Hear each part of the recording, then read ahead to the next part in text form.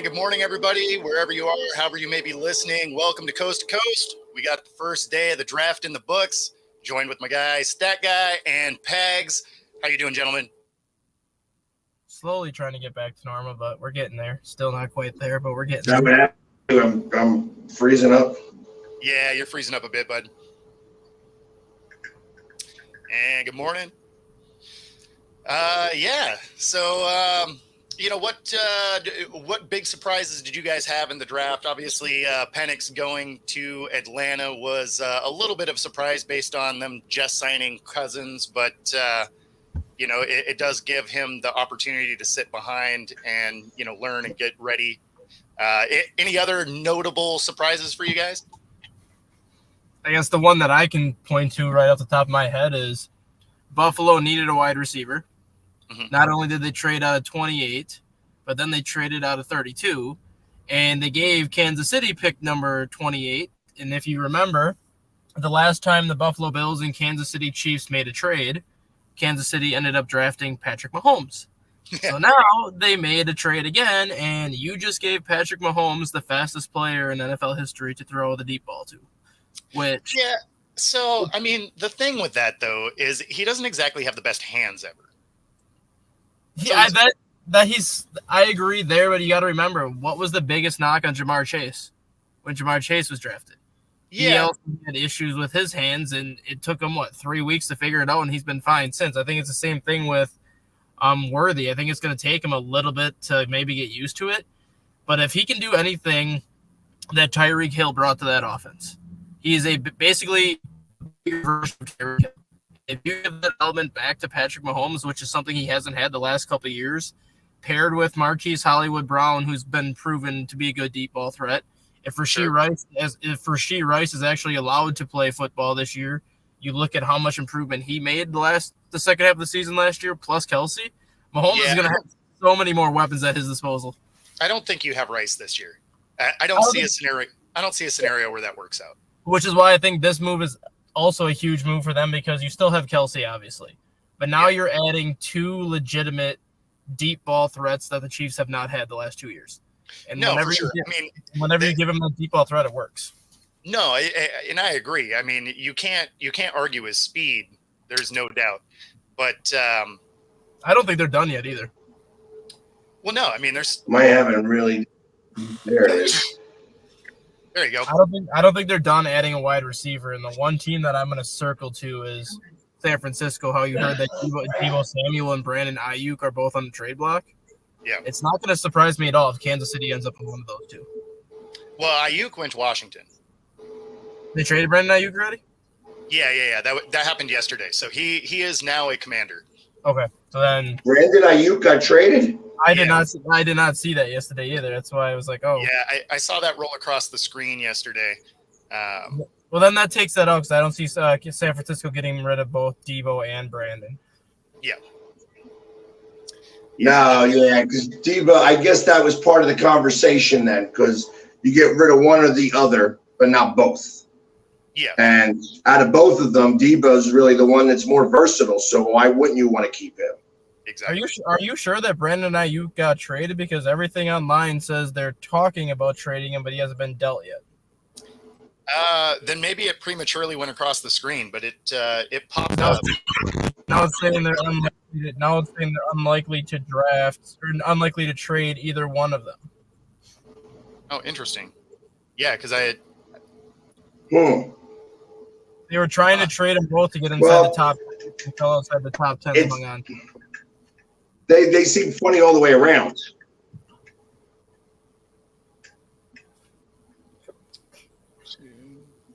Am I frozen funny again?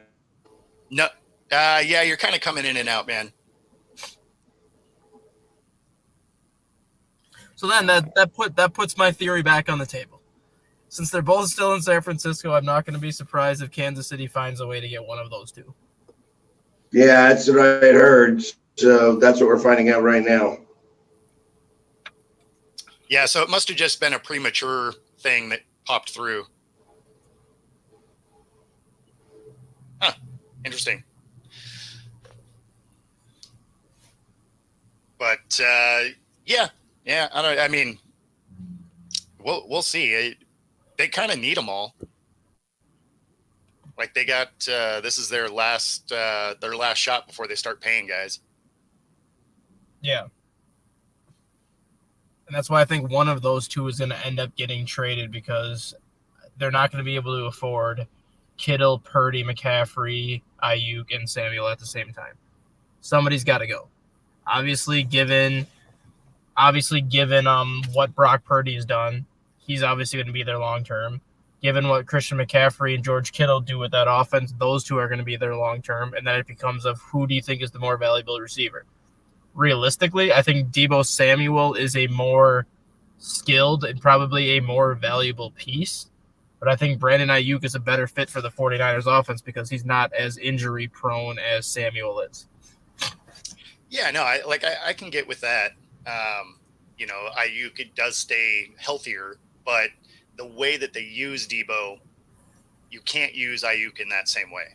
Which is why I think Deebo does get traded because they can always find another receiver like Deebo, or not another receiver like Deebo, but they can always find another receiver to do the things that Deebo does in the draft.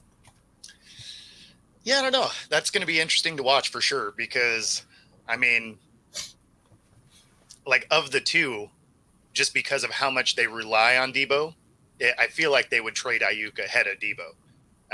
I agree with what you're saying that Ayuk is more durable, right? But it just doesn't seem like the way they would go based on how they use the players. Yeah. Yeah. So how pissed is Cousins? Cousins is freaking irate right now. Right? Especially because they didn't give him any indication, right? Like they called him while they were on the clock. Like that. No, they gave him indication on Tuesday that they were thinking about drafting a quarterback. But according to him, his indication was it was going to be like a third round or a third day quarterback, like a round 4, round 5, and just kind of getting that basically a camp body to have on your roster, somebody to be there. So he's like, yeah, that's fine. I'm good with that. He was not given a heads up that they were going for quarterback in the first round. And had he known that, I probably don't think he signs with Atlanta. Yeah, probably not. Atlanta did keep it pretty close to the vest though, because I didn't see them going that route. I did and I didn't because I guess the 24 hours leading up to the draft, all of a sudden you started to hear Michael Penix's name thrown around Atlanta because Atlanta fell in love with Penix. They fell in love with his arm because they compared it to basically Kirk Cousins from the left side, which is basically what a lot of people have said. But I didn't see Atlanta pulling the trigger on him in the first round. I said, well, if that's the case, Penix is going to fall to day 2, and Atlanta is going to be like, well, he's here on day 2. We have no choice but to take him, kind of like the Will Levis situation last year with Tennessee where everyone thought he was going to go top 10. He ends up falling to day 2, and he was the second pick off the board in day 2. That's kind of what I thought was going to happen with Penix if he was really being linked to the Falcons that much. I was like, that must mean 2 things are happening. Either A, he's falling dramatically out of the first round, and Atlanta's going to trade up to get him early in the second round, or Atlanta's going to trade out of that number 8 spot back into the first round and kind of take him later in that first round. There's no way that I saw him going at number 8, especially when you look at how much help they need on the pass rush. No, exactly. Well, there was no way Penix was lasting to day 2, but there was just too many teams with quarterback needs. There was just no way that was going to happen. But I figured he was going to be gone before the Seahawks picked at 16. And to answer his other question about the Vikings draft, since I'm a Viking fan, I'm irate with the JJ McCarthy pickup. Absolutely irate with it because that was the quarterback that I wanted the least out of all of them. The fact that you traded 11 to 10 to get him when you knew damn well the Jets weren't going to take him at 10 is freaking idiotic. I don't know why you even would have had to move up. The Dallas Turner pickup, I'm very happy with. I'm surprised he fell to 17 because he was rated as, I think, the number 6 or number 7 best prospect. I think he was the number 1 edge rusher. So the fact that he fell all the way down to 17 and Minnesota traded up to get him, I was happy with that. Mm-hmm. But the way the draft was unfolding, up until Atlanta took Penix, my thought was, don't even worry about trading any of your picks. If I was Minnesota, I would have went defense at 11. So if Dallas Turner would have still been there at 11, I would have taken Dallas Turner at 11. And then if Michael Penix was still sitting there at like that 17 to 23 range, I would have traded my 23rd pick for 17 and then taken Penix at 17. Yeah, well, I mean, if he was still on the board, there was no way he was surviving the Seahawks because they did have a lot of interest in him. They picked that 18, right? 16. So then I could have saw Minnesota maybe going 23 to 15 if Penix was still sitting there. Sure. Yeah. I think McCarthy would have went 12 to Denver. And Rob actually sent me an article this morning that it sounds like the Seahawks even entertained moving into the top 10 to go get him. Yeah. So, I mean, they did have a lot of interest in Penix, and obviously, some of that is because their offensive coordinator was his offensive coordinator. But, so yeah, I mean, it'll be it. All of that being said, I was surprised to see him go at 8. Yeah. I wasn't surprised to see him go like in that top 12 range because all the mock drafts had 5 quarterbacks going in the top 12. So I wasn't shocked to see him go 12. I was shocked to see him go ahead of McCarthy because everyone was like, "Oh, McCarthy's like such the home run pick here." I'm like, I don't know what you're looking at, but whatever. But yeah, seeing him go 8, I'm not going to say I'm necessarily surprised. I'm more so surprised with the team that took him. Like if Seattle would have traded up to number 8 and taken him at number 8, I wouldn't have been surprised at all because Seattle was so high on him to begin with. Yeah. But just seeing the team that took him, that was, I think, the more of a surprise than seeing him go at 8. Yeah. No, I'm definitely with you there. Let's see. Who do I think had the best first round? Bears. You'd have to think so, right? Freaking Caleb Williams, who I still don't trust Caleb Williams, and I've never viewed Caleb Williams as the best quarterback in this class until he can show me otherwise. The skill set, everything's there, but the mental side of the game is kind of where I put the knock on him. Mm-hmm. But he still is going to be, the moment he steps on that field in week 1, he's going to be the best quarterback the Bears have ever had, which the franchise has been around for 120 years. He's going to be the best quarterback that franchise has ever had the moment that he steps on the field. Now you give him already DJ Moore and Keenan Allen, who he already had based off of the free agency. Yep. Now you're giving him Rome Odunze, who I felt Rome Odunze was not necessarily the number 1 wide receiver in this class. I think I viewed him as number 2, but sure. I viewed Rome Odunze as the most complete wide receiver in the draft. Like Malik Neighbors has the most speed. So he's kind of got that edge there. Marvin Harrison has, I think, the best hands of the 3 receivers.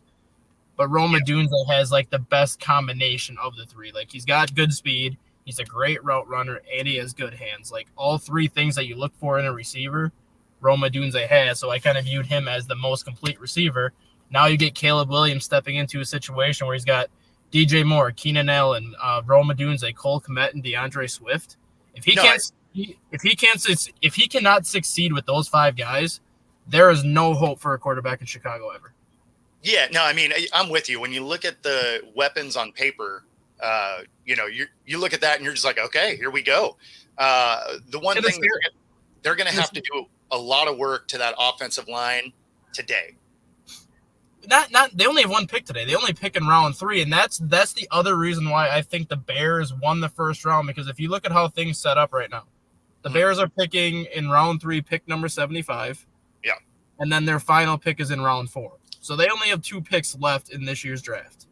Oh, really? I thought they had I thought they had a couple of late round. No, they have 9 picks next year. Oh, so I am not gonna be surprised to see the Bears not only add more picks to this year's draft, but I'm not going to be shocked at all to see them trade into round 2 to get an additional pick in round 2. So then they're picking round 2 and 3, and then maybe pick up another pick in round 4. Their offensive line was vastly improved. That's what I'm guessing is they're going to try and get some extra picks and bolster that offensive line. Yeah, I mean their offensive line was vastly improved last year, but the one position they've never really been consistent at is the center position. So that's what I could see them targeting this year as the center position. Their defense played as the top 5 defense the last 7 weeks of the season last year. So Yeah. if there's a good defensive player out there as a depth piece, I can see the Bears going to get that. But they're the ones to me that won the first round yesterday, and they honestly have the potential to win day 2 today as well if they can find a way to get into round 2. Because you look at who's left that didn't get taken in the first round: Cooper DeJean and Kool-Aid McKinstry. Yeah. 2 of the best defensive backs out there. Yep. The Bears lost Eddie Jackson. They cut Eddie Jackson. Mm-hmm. And they replaced him with Kevin Byard, who he's a good safety, but he's only on a 2-year deal. If the Bears can find a way to trade into the second round and somehow get Kool-Aid McKinstry or Cooper DeJean, where are the holes really on that Bears defense at that point? No, the Bears defense was wildly improved in the second half of the season. The first half, it was terrible, but I mean, they really got it to start to click towards the end. If they can build on that defense will be no joke. They have a ton of offensive weapons. It's just going to be, can they provide the protection they need for Williams? And, that we'll have to wait and see. Who do you think won outside of the Bears?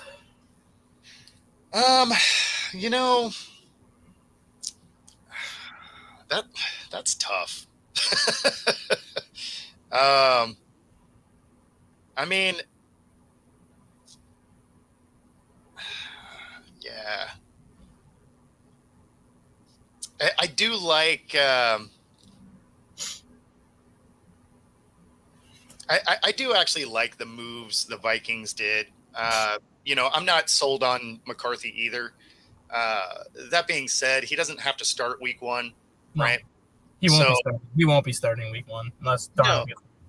Exactly. Which is actually a good situation for JJ McCarthy, right? Especially with O'Connell as your coach, because you can sit a year behind Darnold and not only learn from him, but you're also going to be getting all that extra one-on-one teaching from O'Connell as well. Exactly. And so that's why I actually don't hate this move. JJ McCarthy, to me, was the least proven quarterback because he just wasn't asked to do a lot with Michigan, right? It was a run-first offense, and they didn't ask him to do a lot. He didn't, he had to be special a couple of times in a couple of games. So, I mean, it wasn't like there was a ton of pressure on him. And coming into this situation, he's coming into a good team, right? Yeah. Like it's not like this is a dumpster fire he's stepping into. There's weapons on the team. The defense looked better.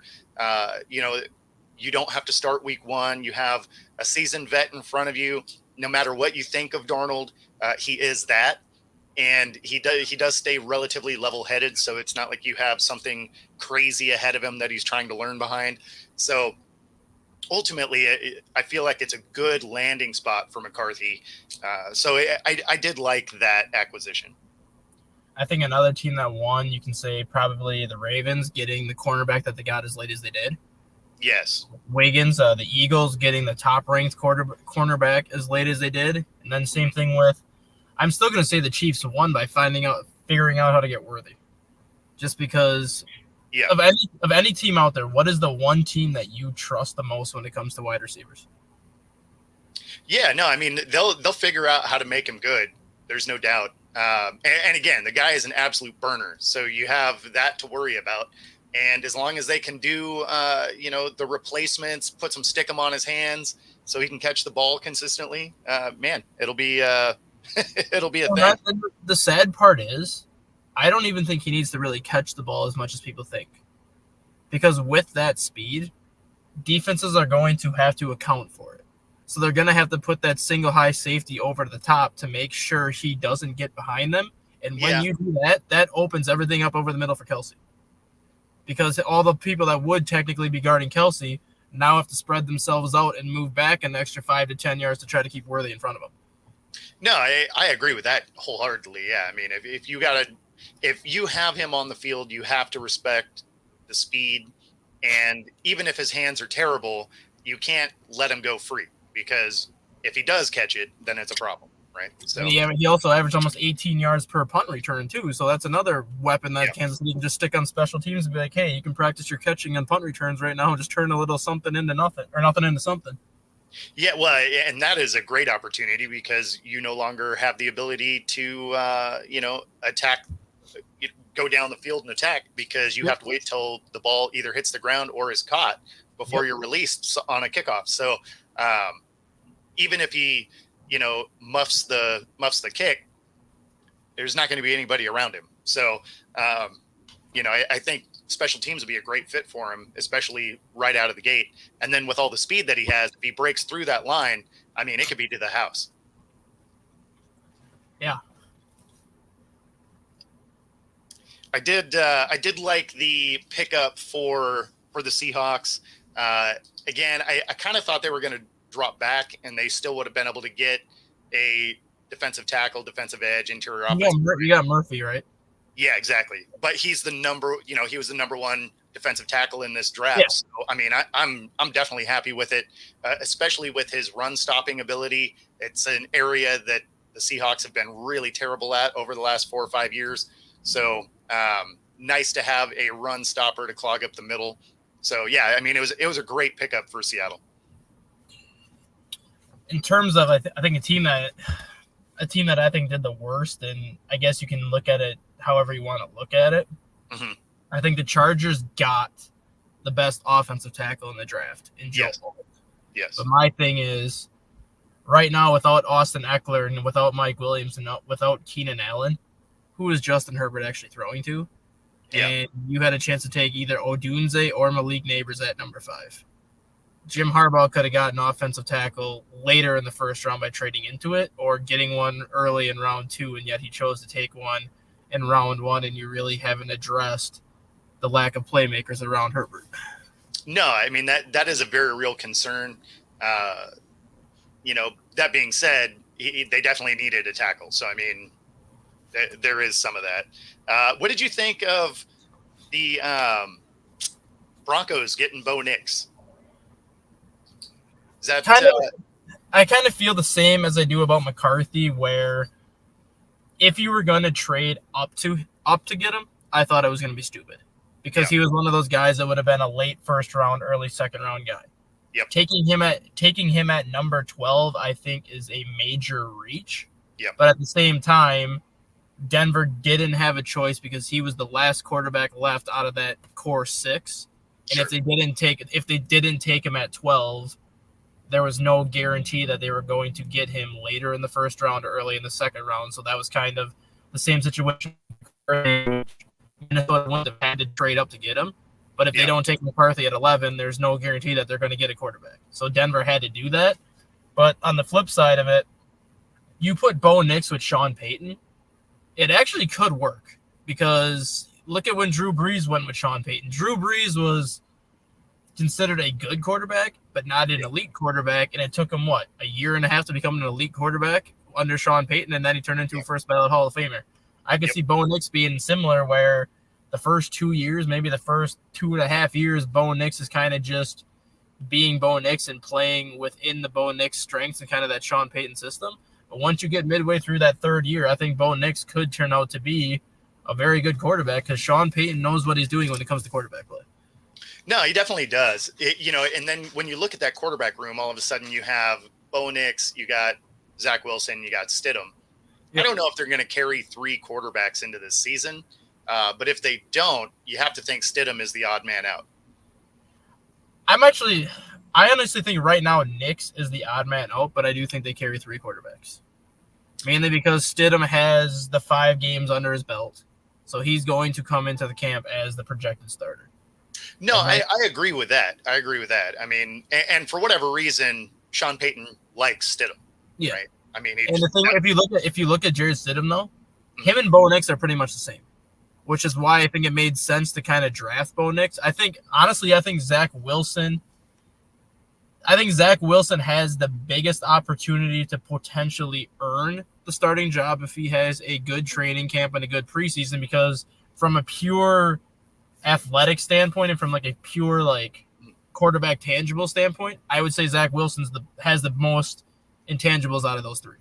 He has the potential to be like the best out of those 3. He's just been put in such a dumpster fire of a situation his first 4 years, and he never really, I think he's never helped himself, but I still don't think he got the fair shake in New York that he deserved. So I think Zach Wilson has a chance to finally show what he's about. But at the same time, I think he could also be the odd man out because you have Stidham, who is been in that system now for a year. You just took Bo Nix in the first round, so Bo Nix isn't going anywhere. So if Zach Wilson doesn't win that job, I think he's the odd man out. But at the same time, I think he has the best chance to actually surprise and win that job heading into week 1. Yeah, well, and that's kind of the way I'm looking at it is Bo Nix isn't the odd man out. They just drafted him the first round. So he's on this team regardless. And of course, this is hypothetically if they don't carry 3, right? But when you look at Zach Wilson versus Stidham, I think Wilson can absolutely win that job over Stidham. Yeah. And if that's the case, then Stidham ends up being the odd man out, right? Because there's no way you're picking 12 and then not having him on the team. Like there's just no scenario where that happens. But so if you're only carrying 2, then Stidham has to be the guy that probably doesn't make it. Because I don't see Zach Wilson not outperforming Stidham. No, and if you look at what he had in New Orleans, though, he always had 3 quarterbacks. He always had Drew Brees, Jameis Winston, and Taysom Hill. And Taysom Hill was obviously a little bit of a Swiss Army knife that did everything. Yeah, I was going to say that's a little different. But you could essentially set it up the same way where you have Zach Wilson and Jared Stidham, but Bo Nix can run. So you could actually have Bo Nix kind of have specific packages designed for him that are just option plays or run plays and things like that. So I would not be surprised to see them carry the 3 quarterbacks and just have specifically designed packages for Bo Nix early on. Yeah. No, I could see something like that. I don't know if they want to risk getting him hurt right away, but I mean, he can run, but I don't know if you want him to that much.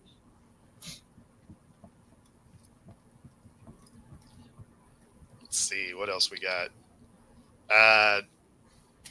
So I was a little surprised that New York went with Neighbors, and not because they didn't need a receiver. They did. But they have so many needs. It almost seems like it would have made sense to drop back a little bit. They still could have got a receiver. And then, because they need help literally everywhere. Yep. So I guess my thoughts on that are they wanted Drake May. And they were pretty much all in on Drake May, where if they found a way to trade up to number 3, they were taking Drake May. If they did not find a way to trade up to Drake May, they were kind of content with sticking with Daniel Jones, which that's what they're at right now. But they also have – who else is he started last year. Say it again? Sorry, you kind of – the Giants brought in somebody to back up Daniel Jones that had a few starts under his belt last year that I think has a good shot to actually beat Daniel Jones out for the job. I just can't remember off the top of my head. They went and grabbed Drew Lock.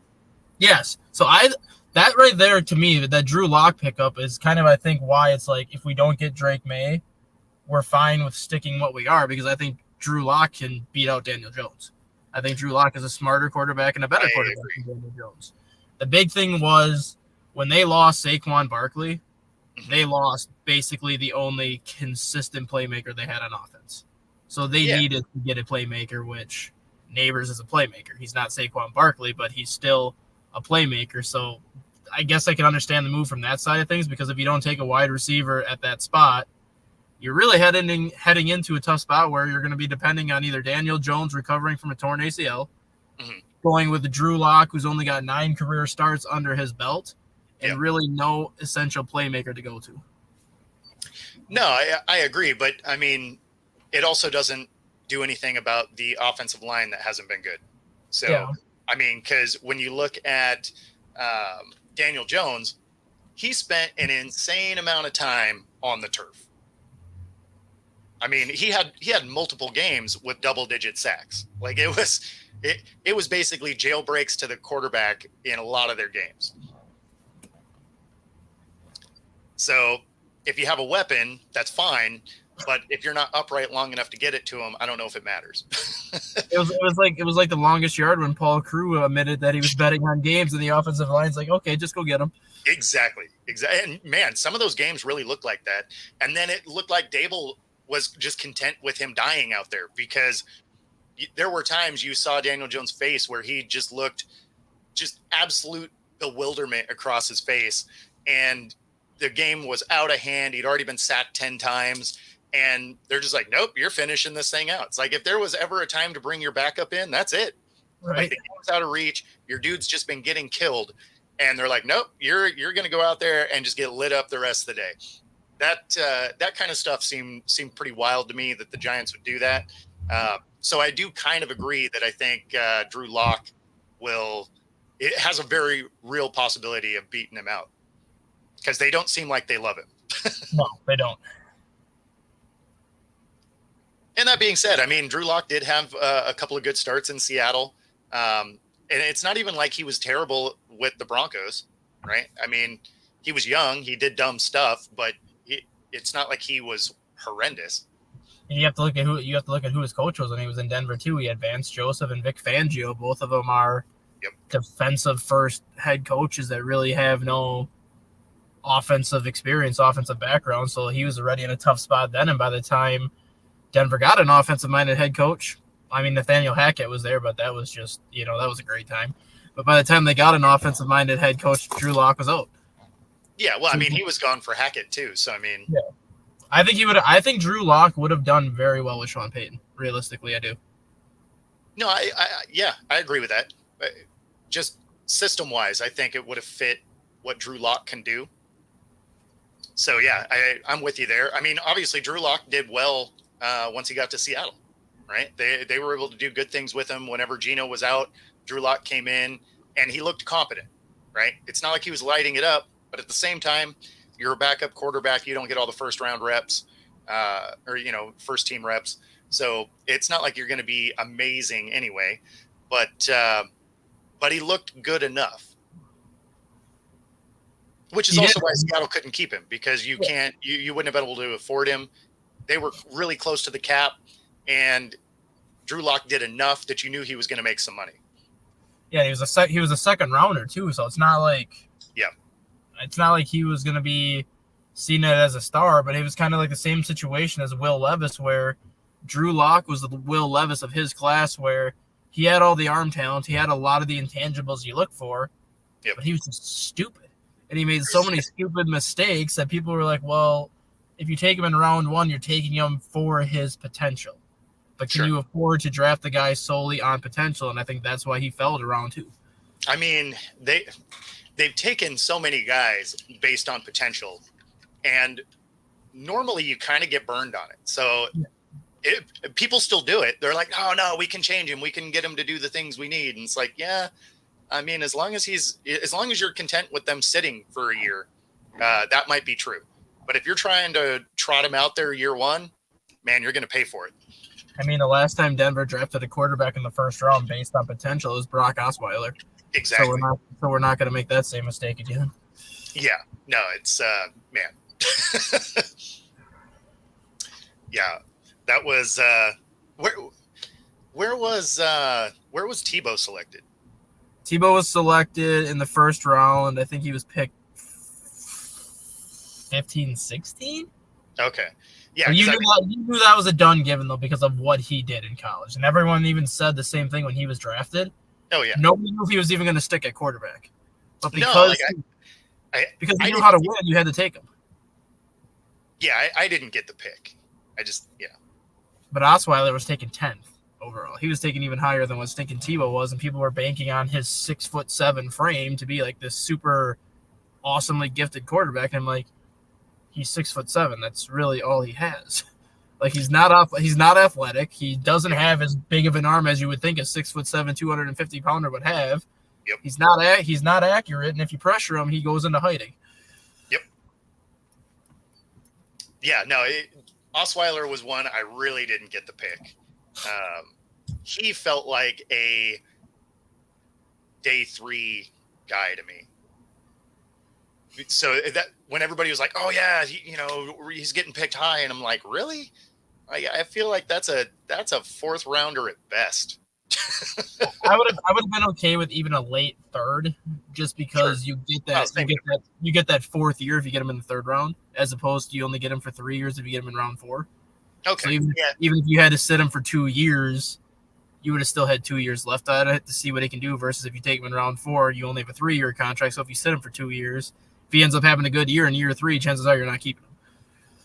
Yeah, no, that's fair. I mean, like I could see the end of the 3rd round. I mean, that's basically a 4th rounder anyway. Yeah, so, Russell Wilson was what, like pick 20 something in the 3rd round, kind of towards that back third, and that was kind of Seattle's thought process too, because they had Matt Flynn at the time. Their thought process was we get Wilson, we sit him for the 2 years that we have Matt Flynn, and then we see what he got. But he ended up winning the job in preseason anyways. Yeah. That Matt Flynn contract never worked out. I mean, like it did, right? Because I'll give Seattle a ton of credit there. Is they're not like, hey, we spent money, he's our starter. They're like, oh, we have someone better. Here we go. So, I always appreciate if a team will do something like that where they're just like, hey, you know what? We got a better guy in the room. We paid the wrong guy, but hey, it is what it is. It's why I respect what the Niners did with Trey Lance a ton, right? They didn't double down on the bad decision. They're just like, hey, you know what? Turns out this guy's not the guy. It's something I wish Seattle would have done with Rashad Penny, right? Because he just kept getting hurt. Oh, the running back, yeah. Yeah, and I mean, they just kept having him on the roster, and he could never. Well, I think the 1 year though, you guys kind of got screwed because you had Rashad Penny, Travis Homer, and what was the other guy you had? You had Penny, you had Homer, and you had one more running back, and literally all 3 of your running backs got hurt. So like Chris Carson. Carson. Exactly. So you had all 3 running backs were hurt. So by the end of the season, you were stuck with Rashad Penny because he was the only one that could stand. Yeah, and even then, we ended up with three running backs on IR that year. Yeah, Penny was out for the first 6 weeks because he was on the PUP list, and then Homer gets hurt like week 2. Carson gets hurt week 9. So by week 10, it's like, well, Penny's the only one that can stand. So guess what? You can go out here and take 15 carries a game because that's all you can do. Yeah, well, and he still didn't end up finishing the season, as I recall. No, they didn't, because then they ended up going and getting somebody else off the streets for like the final 2 or 3 weeks, and he actually didn't play that time. Basically, they threw a jersey on a hot dog vendor. Like it was a bad year for running backs for our team. I think all things together, we ended up with 5 running backs hurt. Yeah, which is insane. Like Chris Carson was good for a couple of years too. Like he had a lot of potential, but once that first injury happened, he never was the same. Yeah, no, he was a stud. Like he had a lot of upside that just didn't work out. And of course, I mean, Penny was the same way, right? Like Penny he's fast. He's a shifty runner. He can make you miss. He just happens to not be super durable. He did actually end up with a meeting in Seattle. They brought him back in. Now, I don't know if anything came of it. I didn't hear him sign him or anything. Now, they're probably waiting till after the draft's done to do anything anyway. But That being said, if they were to go after him, I could see him as a special teamer and as your depth chart running back. So you're not actually going to see a lot of field time in the running back position behind Walker and Charbonnet. But I could see him as your kick returner. Right? Yeah. Because of the way he runs, the speed that he has, the new layout of the kickoff, I think he could actually be really useful in that special teams format. And, so even if Seattle doesn't pick him up, I can see him being able to stick around the league where I thought kind of after this last season, he might be done. But with this new kickoff rule, that might actually extend his career a little bit. Yeah. I thought of another team that lost. I kind of lost the first round too. I just thought of it on the top of my head. I think the Packers. Yeah, and who did they? Oh, Jordan Morgan. They took Jordan Morgan, which I understand that they needed an offensive tackle because David Bakhtiari's gone. But when you listen to all the experts, most of them feel that Morgan's not even going to be a tackle anyways. He's going to be a guard. Which, if that's the case, he's a hell of a guard because he was one of the better offensive linemen in the country last year. Sure. But he was still the guy that you could have got in round 2. Easily could have got him in round 2. And what the Packers are lacking right now is they're lacking defensive back health because outside of Jair Alexander, they don't have a consistent quarterback because Eric Stokes has been injured the last couple of years. They've lost their other cornerbacks to pair with Jair Alexander. So you had Kool-Aid McKinstry, you had Wiggins, and you had some of those other cornerbacks they could have taken. But most importantly, the Packers don't have a safety to pair next to Xavier McKinney. Why not take Cooper DeJean? Yeah. No, I could get into that. Yeah. And if you look at all the Hall of Fame offensive linemen that the Packers have had, or like all these all-pro offensive linemen that the Packers have had, like Mark Tosher, Chad Clifton, Bakhtiari, and some of these other players that they've gotten, most of the good offensive linemen they've had have come in either round 3 or 4. They just do a really good job of developing offensive linemen no matter where they find them. And knowing that kind of a track record, it just made no sense for them to take a guy in the first round that was basically valued as a second-round player that you could have had in the second round. And when you look at your track record, even if you're getting an offensive lineman in day 2, chances are they're going to pan out very well for you. Yeah. So I guess what's your feeling on, just because the projections are so low, which is crazy to me, is what's your feeling on the quarterback for Florida State that is being projected in the 6th round, which, again, seems wild to me when you figure they were an undefeated team, right? And they were blaming the fact that they didn't get into the playoff because he was injured, right? So if he was the catalyst for this team, so my mind gets hurt. Yep. But then you come into this. I mean, I feel like he should have at least be a 3rd round guy, right? So I guess my thoughts on this are, if Jordan Travis had an extra year of eligibility, I would have used it, because right now the teams are taking 2 things into consideration. The guy played well, but was he considered a top 5 quarterback before he got hurt? I mean, he was in the conversation. I think he was right up there with Bo Nix, but I would not put him ahead of like Penix, McCarthy, and the other 5. I think you could have maybe flipped him and Bo Nix a little bit, but the other 5 just the arm talent and just some of the accurate throws that the other 4 guys made ahead of him, I wouldn't say he was in that class. No, but that's why I say, like, he should be a day, a 3rd round guy, not a 6th round guy. But now you have the injury that he suffered. Sure. And that's, I think, what a lot of teams are weighing right now, because not only if you talk to some scouts right now, a lot of scouts don't even think he's going to play this year because they don't know how that leg is even healing yet. Yeah, so but that's one thing. If you're picking that late, he's probably not playing anyway. Yeah, but Jordan Travis, he could end up being like a Tom Brady. He really could. Obviously not as successful as Tom Brady, but he could end up being a 6th round guy that just comes in from day 1 and proves that he was worth being a higher round pick. Yeah. Then he could end up being like Christian Ponder, who was a 3rd round guy who Minnesota traded up to getting in the 1st round just because he had a really good senior season at Florida State. Yeah. And did nothing. And I think that's kind of where Jordan Travis is right now, where given the injury he's on, his floor is extremely low because you don't know how healthy he is and you don't know how healthy he's ever going to be. But at the same time, he also has a very good ceiling as well, because when he was healthy, he showed that he can play the position of a quarterback. The range from that ceiling, the floor is so wide. Yeah, it's hard to even rank him where he's going to fall because the team has to weigh like so many factors into selecting him. Yeah, no, I mean, obviously the ceiling is super high, right? Because I was with you on I had him kind of in that Bo Nix range, right? So had he stayed healthy, I think he would have been, that late 1st round, maybe early 2nd round type guy. Now I think he's going to recover from his injury. And, anybody you're getting in the 3rd round or later, you're really not expecting to start, right? Yeah. Generally, that's a scenario where you're like, okay, whoever we get here is going to sit for a year. They're going to learn whatever, right? Unless you're the Seattle Seahawks and you treat your 4th, 5th, and 6th rounders like 1st rounders and Chancellor, Richard Sherman, and Russell Wilson. Sure. Yeah. I mean, like, if you can go out and find studs, hey, right?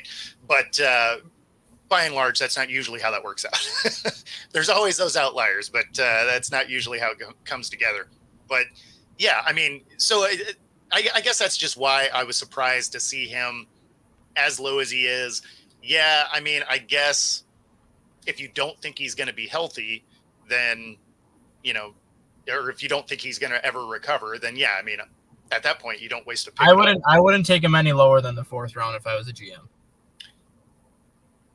Any lower than the 4th? Yeah. Okay.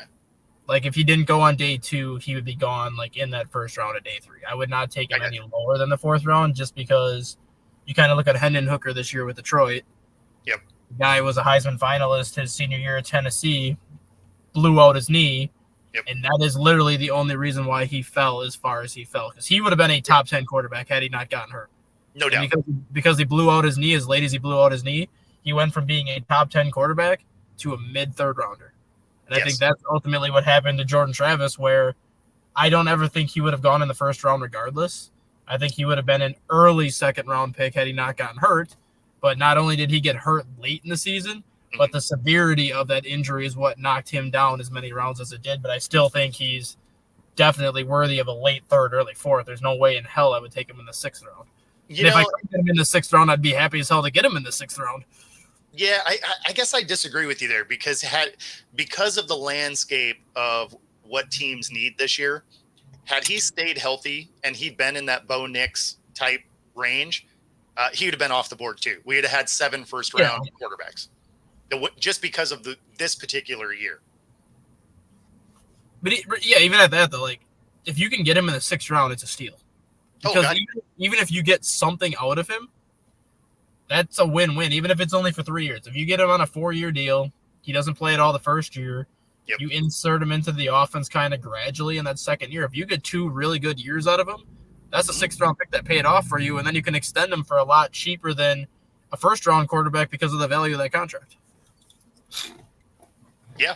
No, I mean, just about any team could use him. Like if you're able to pick him up as a backup, any team could use him on that roster. So now I guess my question to you now on this one. Mm-hmm.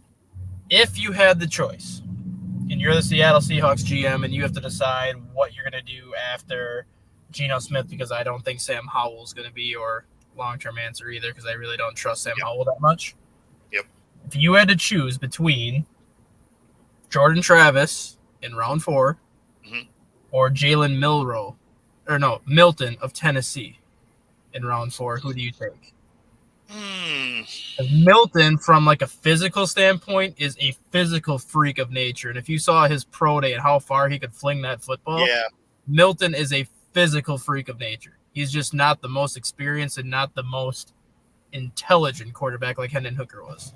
Yeah, so I would probably go that route just because he has a lot of tools that you can't teach. Right? And I think that's another reason why Travis is falling those as much as he is. Yeah. And it's not his fault. He hasn't been able to do the combine. He hasn't been able to do his pro days because of this injury. And guys like Milton, who heading into the draft, most people had Milton as a round 5 or a round 6 pick. And then he goes and does what he did in the pro day, and people are like, this guy could be a late 2nd, early 3rd rounder. Like, that's another thing I think that's hurting Jordan Travis, is because these guys who were viewed as day 3 quarterbacks, whether it's Spencer Rattler, Milton, Michael Pratt from Tulane, they've come out and had really good combines, and they've come out and had really good pro days to increase their draft stock, while Jordan Travis can't do anything because he's hurt. Yeah, I mean, so for Seattle, it doesn't make sense to do that anyway. They actually brought in a undrafted free agent. It's going to be going into their team minicamp in Corey Curtis.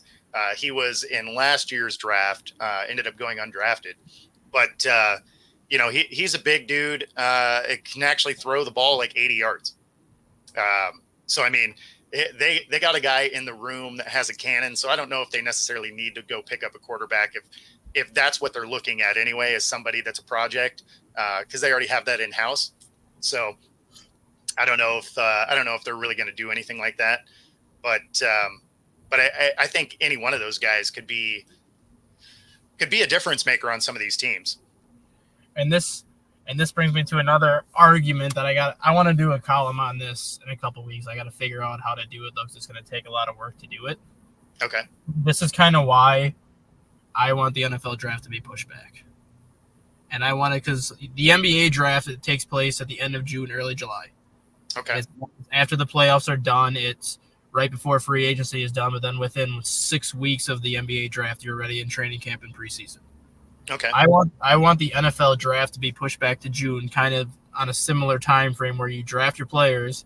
6 weeks later, you're heading into training camp and minicamp. And the reason why is because you have the UFL season. And I think I think the players that are playing in the UFL deserve the opportunity to put their name in the NFL draft with the potential of getting drafted, because I'm going to circle back around to what Adrian Martinez is doing right now for the Birmingham Stallions. Adrian Martinez is putting up absolutely phenomenal numbers right now for the Birmingham Stallions. Yep. And a lot of people think he's too good of a quarterback for that league, and rightfully so, because I think he is too good of a quarterback for that league. But had he gone into the draft this year, he may have been a 7th rounder at best, if not undrafted. But now that people have actually seen what he can do against, I'm not going to say, I mean, you can say NFL competition because some of those players have been on NFL rosters before. But now that you can see what he can do with like an NFL coaching staff, an NFL like scheme, an NFL like game plan type of thing, Adrian Martinez would probably be a round 4 pick right now. If he were to after the UFL season, I don't think it'll ever happen, but I think that's a change that the NFL could essentially do, where even if you push the draft back until May, that basically gets you through the entire UFL regular season heading into the playoffs, where players in the UFL, if they have a good season, throw your name into the NFL draft and see what happens. If you don't get drafted, you still have that multi-year contract that you signed with your UFL franchise anyways. So I think all these players have 3-year contracts. But if you make the NFL roster, then your contract with the UFL is voided because you're going to make more anyways. Yeah, no, I wouldn't mind that at all. Like that would be good. It would also give you a little bit more time in the beginning portion of the free agency period, right?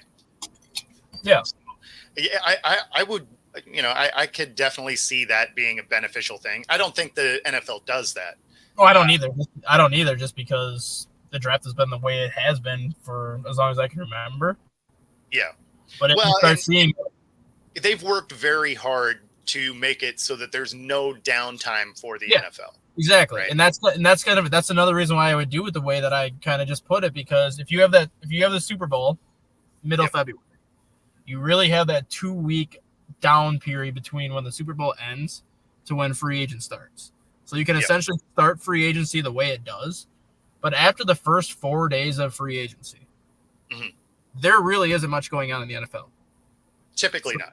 So why not start the UFL right during the middle of that free agent period? Because then after that 4-day window, you have 12 weeks of UFL football then. The 10-week regular season plus the 2-week playoffs. That takes you into mid-May. Then you can have your draft in mid-May. And by the time the end of May starts, you're in training camp. That would be essentially the best way to go to limit the downtime in football. Yeah, no, exactly. Plus, that would also have the UFL wrapping up relatively close to the new AFL launch. Yeah. So then you just kind of go from one spring league into the next. I could see how that could work, especially as a football fan. I just don't know that the NFL would love that because they like the NFL to be the headline the whole time. Oh, no, they do. I get it. But so, I mean, that's just part of their marketing machine, which, I mean, is second to none. Let's be honest. Like they have taken a sport that has some of the least amount of games and made it so that we talk about it all year. Yeah, because I mean, look at the situation last year with Brandon Aubrey, the kicker for the last year. Yeah, spent 1 year in the UFL and was really good. Ends up obviously signing a free agent deal with the Cowboys, and he was perfect last season with the kicker. The kicker Jake Bates this year for the Michigan Panthers. He's already made 3 field goals over 60 yards. Exactly. 64-yarder as his long. I think he's 7 for 7 and kicks over 55 yards. Yeah, he's going to be another guy that has to sign like a very cheap free agent deal because obviously that's what happens. But if you would have let this season play out and then go into a draft, Jake Bates would be probably a 4th-round pick, honestly, because of how accurate he is from deep. Yeah. No, I mean, and he has a cannon. What was crazy about it is, if I recall, going into that, he hadn't kicked field goals since high school. Yeah, no, he never. Right. He was a punter in college. He didn't even kick. Yeah, no, exactly. And then he comes out for his first kick, and it's 64 yards, and he actually hit it twice. Yeah, 64 yards with like ease. Like he probably could have made it from 70 yards because that sucker was easily. a third of the way still up on the uprights when that went through. Yeah, no, like it hit the back net. Like he had another 6-8 yards easily. Yeah, that's why. Like if he would put his name in the draft, like right, if he could have like left his contract right now and put his name in the draft, I guarantee he'd be a 4th round pick because of that leg. Oh, absolutely. And that can't happen because he's obviously got to play out the UFL season, which ultimately is going to cost him millions of dollars because he's going to sign like a $300,000 contract as basically a free agent to prove himself. Yeah.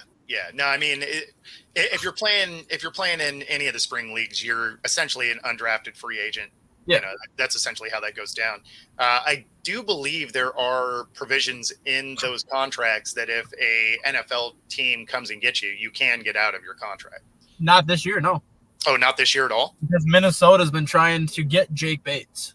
Oh, okay. Out of Birmingham, and Birmingham basically filed a complaint with the UFL commissioner and the NFL commissioner that Minnesota was tampering with Jake Bates, trying to get him out of his contract.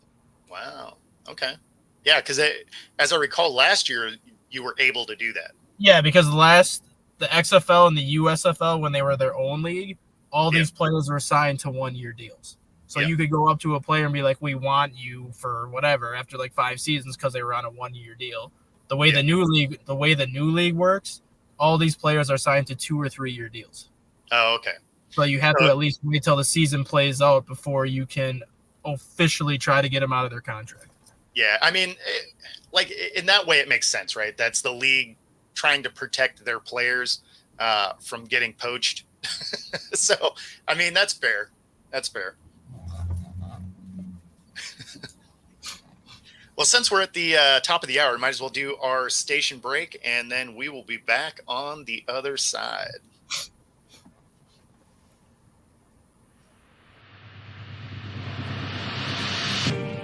This is Reggie Jones, owner and founder of Air Sports Academy. Air is based on the 4 core principles: heart, education, integrity, resiliency. Air is about developing student athletes physically and mentally through training, mentorship, and effective marketing. We've created a platform and a blueprint for our state to shine in the brightest of lights. I created this program because it was a need for our state. We needed to have the light shine on the student athletes in our region, and now that is happening at an all-time and undeniable rate. We created a lane for the kids in our state to get their college education paid for and set their families up for future success. We created an environment where serious athletes can now come compete fearlessly. We've achieved this through our variety of elite programs. Our 6-month off-season program, where first-year starters or seasoned vets can all come develop. Our 5-on-5 program, which is all about our line. Our youth tackle program, which is the first and only youth tackle team from the state of Washington to ever win a major national championship. Our 7-on-7 program, which is ranked top 10 in the country every year. Our high school 11-on-11 club tackle program, which creates unique and much-needed opportunities for our kids. Our college prep program, which allows our graduates to come back from college and prepare for the upcoming season. Our track and field program, which creates an opportunity for our young air boys and air girls to continue to get faster. When you're a national program, you receive national respect, which is why when you look at recruiting boards and top player lists from around the country, you'll always find players from Air on those lists. Which is why college coaches from some of the most prestigious schools around the country come into our facility to recruit our players. The Penn State, Alabama, Oregon, Stanford, Florida State, the list goes on. Our players are being recruited, offered, and committing to some of the top schools in the nation. The experience our players and families receive is second to none. We offer a competitive brand of sports at Air. We are the ball. And with that comes great responsibility. Heavy is the head that wears the crown. This is Air.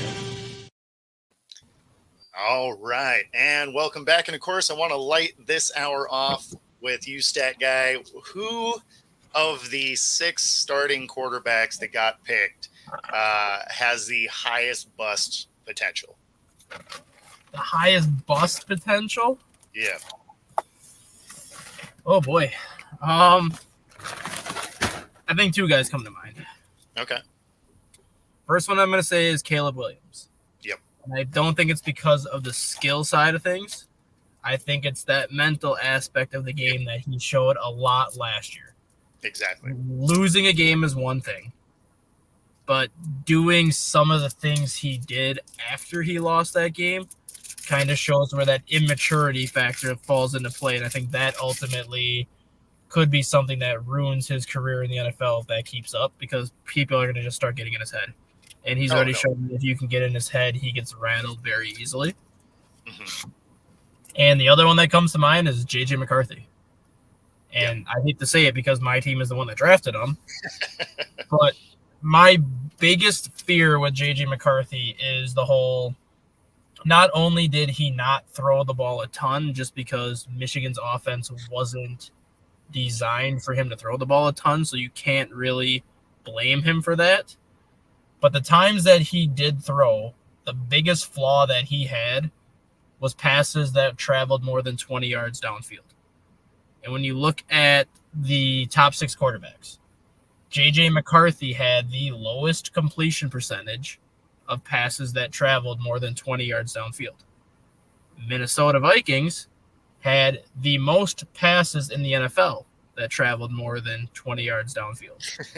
So you're taking the quarterback who's got the lowest completion percentage on deep passes and putting him in the offense that had the most deep passes. It doesn't seem like a logical fit because part of Justin Jefferson's strength as a player is to stretch the field and make some of the catches he makes. For sure. If you're taking that element away from him, how does that make your team better? Yeah, but do you think he missed some of those just because of how infrequently they actually ran those plays? Yes and no, because there are times when I think the Penn State game comes to mind, when that game was I think it was 17-13 or whatever it was, and Michigan was held to 40 yards rushing. Penn State was held to, I think, 50 yards rushing, so the quarterbacks had to do most of the work. Yep. For passes that traveled at least 15 yards downfield that game, McCarthy was 1 for 11 with 2 picks. Oof. Yeah, that's rough. No, and that's only a 15-yard pass. That's not even a 20-yard pass. That's considered a mid-range pass. Yeah, absolutely. And his throws are either behind the receiver, which means he's reading it late, or he overthrew the receiver. Yeah. Yeah, those are the 2 biggest ones that I can think of off the top of my head. Those are the 2 that I was looking at. My reason for JJ is we just don't even really know what he is yet, right? He wasn't asked to do much, so we don't really know if he's going to be a bust or if he just never was that guy. We didn't see enough from him to really know what he's going to be. But for me, I'm exactly with you on Caleb Williams, and it's not going to be the physical talent that'll be the problem. It will be the mental end of it that I have some real concerns about going into this year. That almost has some of that Ryan Leaf type stuff to it, right? And I could honestly say Jaden Daniels to me could be a bust too because of his size. For how small Jaden Daniels is, if he gets hit a lot, he's not going to last. No, that's fair. I could see that. And I'm not talking hits from he likes to run the football, so I think Washington's going to do everything they can to kind of limit the designed runs because they don't want him to take some of the hits he takes. Sure. But their offensive line isn't great either. So if he's not going to get hit running the ball, he's going to get hit in the pocket. And I think that's where he could ultimately get hurt more so than running the ball, because at least when he runs, he can slide. He can't really slide in the pocket. That is true. Yeah. That one, I feel like they're going to have to kind of scheme him moving, right? Because that offensive line isn't great. Now, obviously, we still have some more draft picks to go. So, maybe they'll be able to shore that up. But as it sits today, I could see this being one of those moving pocket type situations for him. Yeah. And I could even see Michael Penix being a bust. Yeah. Because let's just say, for example, Kirk Cousins does stay healthy. Sure. And ends up playing the entire 4 years of his contract. Okay. Michael Penix will be 29 years old by the time Kirk Cousins is off of that deal. Yeah. Do you honestly think Atlanta's going to sign him to an extension at 29 if he doesn't take a single snap? No, probably not. So who's to say how much he's going to play? Yeah, I mean that's not really a bust though. That's you never got the opportunity. Yeah, but it would still fall in that category because if you're a first-round pick and you don't play, you're considered a bust regardless of the situation. No, I mean that's fair. That's fair. But I feel like it would be viewed differently than the ones. It would be viewed differently. But that's the only yes, his injury history too concerns the hell out of me because the guy is basically made of glass. But given his age, if Kirk Cousins does play that 4-year contract, because he's proven outside of a torn Achilles that Kirk Cousins is very durable. Yes. If he ends up playing that entire 4-year contract, by the time Cousins leaves, Cousins will be 39 going on 40 when that contract is up. Yeah. And Penix will be 28 going on 29. Yeah. At what point do you just be like, it's been fun having you on our team for 2 years, Penix, but we're going to trade you away to give you an opportunity because otherwise you may never start here. Yeah, I mean, that's really going to depend on the level of play Cousins puts out there, right? If he is a fringe MVP candidate, then you have to roll with him, right? Like it doesn't make sense to move on. But if he is, if he goes 2 seasons where they get into the playoffs and they flame out in round 1, I think they use that second year get out of jail on his contract kind of thing. And they allow Penix to take over. And I think Penix will work well in that system because they do have a decent offensive line. One of the comparisons I made for Penix is he moves a lot like Geno in the way that he can extend a play, but he's not going to beat you with his legs, right? Like he can not anymore. Yeah, no, exactly. Yeah. Well, I mean, after his injuries, right? Like he moves a lot like Geno now. And that is, he can extend plays. He can make a guy miss. He can go scramble for some yards, but he's not going to beat you with his legs, right? Like he's not these other guys that are fast and, can be used in that, okay, everything broke down. Let me just go run for 15 yards. He's not that guy. He beats you with his leg. He beats you with his legs in a different way, though. Yeah, no, exactly. Like he is elusive. He can make you miss, right? He can extend a play. And he's so accurate that once he does that, he can still deliver the ball on target, on time. Yeah. But yeah, I mean, he's not going to do the Lamar Jackson. I'm just going to run it down the field. Out of all the quarterbacks drafted, he has the best pocket presence. And if you watch him play, he moves extremely well in the pocket. And that's how he actually beats a lot of these teams, is because he's so quick on his feet in the pocket to avoid pressure, even if it's like a little jab step to the left, just to create that little bit of separation. He's got such a good arm that he is so quick in the pocket. He does such a good job of just buying that extra half a second that he can just fling it. And I think that's what people don't realize about Michael Penix, because when he first came into Indiana, he was a dual threat where he ran a lot and he threw a lot. And people are like, well, because of the knee injuries and things like that, he's not an athletic quarterback anymore. It's like, no, he doesn't run anymore because he doesn't want to take the hits that he once took. But if you watch him play in the pocket, you can still see how athletic he is because he's the most gifted quarterback when it comes to pocket presence. Oh, yeah. Well, and he throws the best ball of all of them. That's what everyone was saying last night. That's why I kept getting upset the more I heard it, because that's who I wanted Minnesota to take because of the offensive style. And then everyone's like, oh, this is such a reach for Michael Penix. And then you have people 2 seconds later. But he throws such a pretty ball. I'm like, shut up. That's why I wanted him, because he throws such a pretty ball. Yeah. No, and it's funny because people don't give him the credit for his release that they should. Right. And some of that was so evident in the national championship game because his offensive line was just letting guys through. Right. And he didn't get sacked a lot. He got hit nonstop. He got hit like 20 times. He got hit more than that. Oh, yeah. No, I mean, if you were a team drafting, you actually had to take some solace in the fact that, maybe he's not as injury prone as the injury history would lead you to believe, because he got absolutely crushed the entire time and he kept battling through, and I think he said he played the fourth game. I think he said he played that fourth quarter with a fractured rib too. Yeah, no, exactly. Because that one interception he threw where he tried to do a jump throw and just got freaking destroyed, and then it was like holding his chest for 2 minutes. I think in his post game he said he finished that game with a fractured rib. Yep, absolutely. And honestly, that game looks a lot different if some of his throws weren't drops by receivers, or you didn't have that one receiver cut off his route and the ball sails over him. I mean, you catch those, handful of passes, that changes the complexion of this game. And in the second quarter too, he had that one 45-yard pass to Roma Dunze, who was wide open in the corner of the end zone.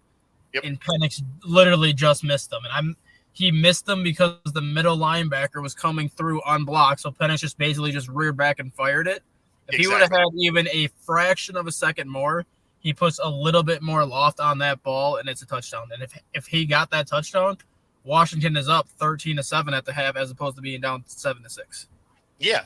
And I mean, realistically, when you look at it, if they weren't so crazy aggressive in the first quarter on defense, where they were just afraid of, what that, Michigan team could do, they gave up some points right away in that first quarter that was uncharacteristic of the way Washington played.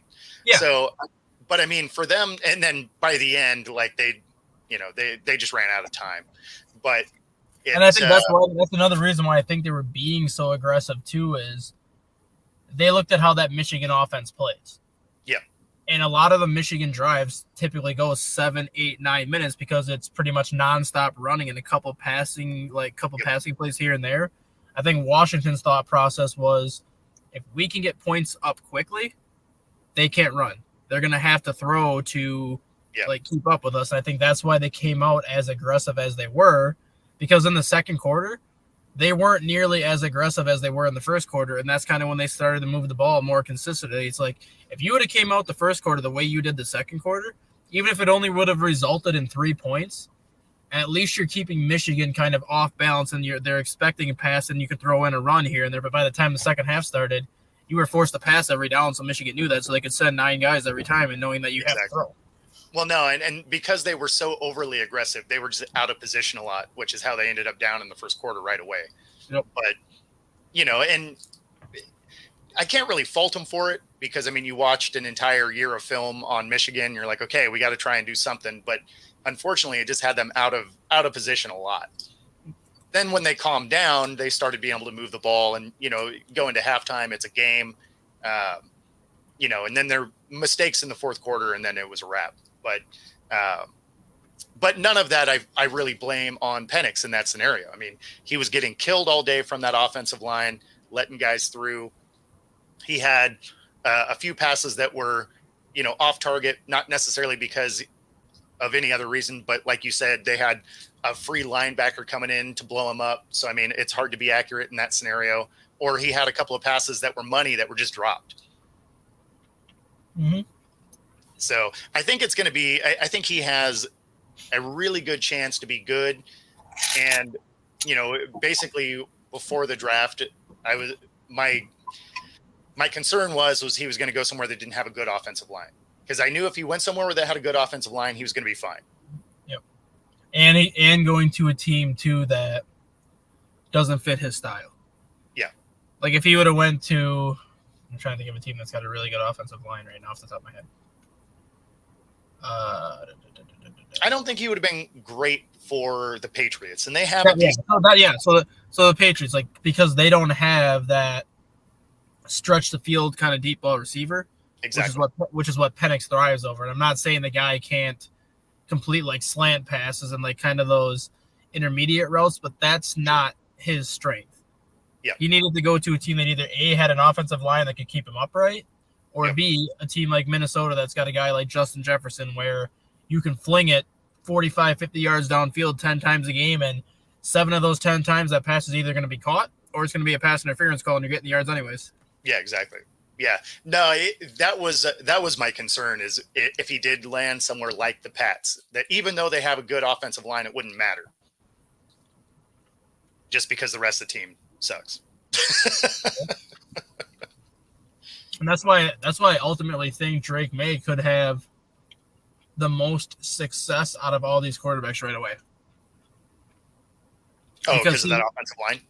Well, not only the offensive line, but he is realistically the only quarterback that is walking into a situation where the offense will be built around him. No, because Jaden Daniels is going to run into that same thing. Well, Jaden Daniels still has like Terry McLaurin. He still has like some of the pieces that Washington had beforehand.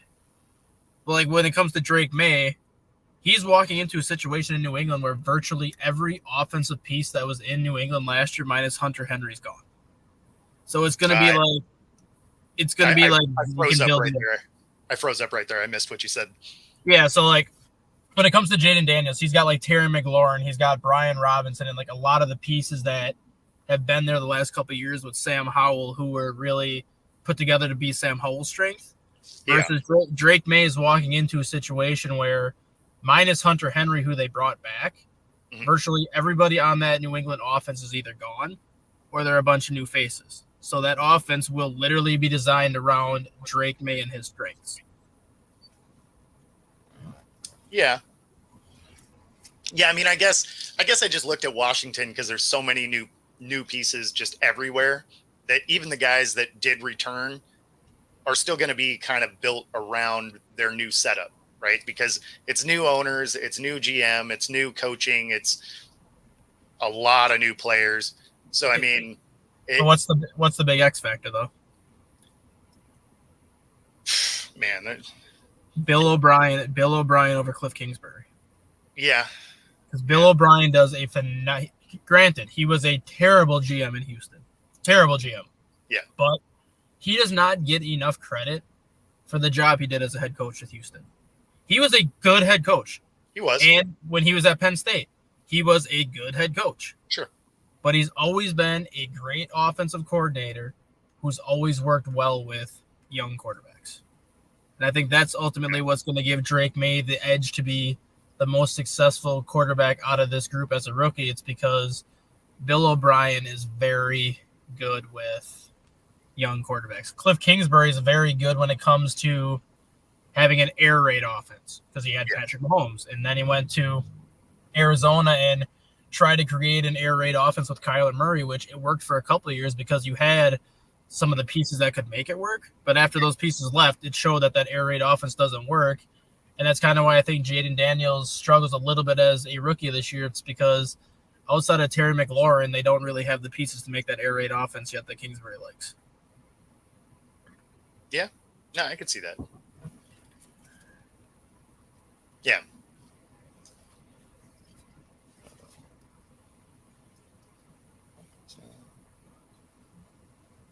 Somebody keep blowing my phone up here.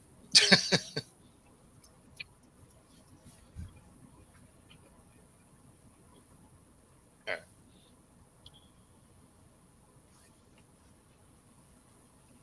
Not sure what that's about. Let's see. There was. Do you think Brock Bowers going to the Raiders? You think that moves the needle for them? I mean, they needed a lot of things, so I don't know if that was really like. Obviously, it's helpful, but I don't know if it really moves the needle for that team. I think. I mean, you pair him with Max Mayer, it's actually a pretty good double tight end combination. Because Max Mayer is more of your red zone threat and kind of your possession tight end because he's like, 6'6", 250.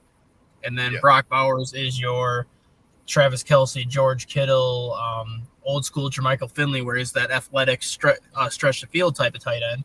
So it gives them it gives them a nice dual threat tight end combo. Mm-hmm. But your quarterback situation is still Aiden O'Connell or Gardner Minshew. Well, and that's the thing is, does this weapon really do much for you? Now, I think Gardner Minshew wins that job. I think Minshew's better than O'Connell, but but even still, I mean, I guess if you have two good tight ends, you still have Devontae, so you have someone you can stretch the field with. replacing Josh Jacobs. That's going to be ultimately the key to the Raiders' success. Yeah. Yeah, I think the Raiders will be kind of fun to watch. I don't think they're going to be good. I think they're going to be good because you look at how that team played with Antonio Pierce last year. Yeah. Yeah. Once Antonio Pierce took over, that defense said, we're not the most gifted team offensively. We will win these games for us and go from there. So, I mean, if their defense plays anywhere close to the level they played last year, which adding Christian Wilkins to Max Crosby, there is a legitimate chance that defense could even – there's a legitimate chance that their defense could be even better than what it was last year with Wilkins up the middle. So if their defense is a top 10 defense, if their defense is a top 10 defense and they're holding teams to consistently right around 20 points, maybe a little less than 20 points, Gardner Minshew can get you 21 points a game as quarterback. And if you're scoring more points than you're allowing, you're going to win games.